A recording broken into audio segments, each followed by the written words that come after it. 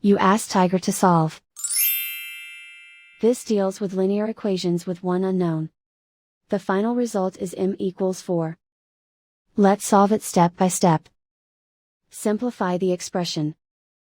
Multiply the fractions. Expand the parentheses. Multiply the coefficients. Simplify the arithmetic. Break up the fraction. Simplify the fraction. Find the greatest common factor of the numerator and denominator. Factor out and cancel the greatest common factor. Group all m terms on the left side of the equation. Add m to both sides.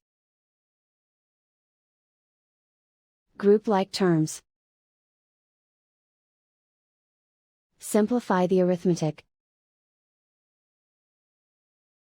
Group like terms. Simplify the arithmetic. Group all constants on the right side of the equation. Add 3 to both sides. Simplify the arithmetic.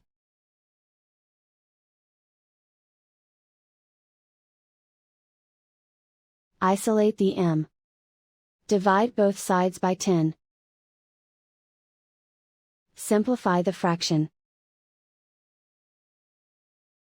Find the greatest common factor of the numerator and denominator. Factor out and cancel the greatest common factor. And so the final result is m equals 4.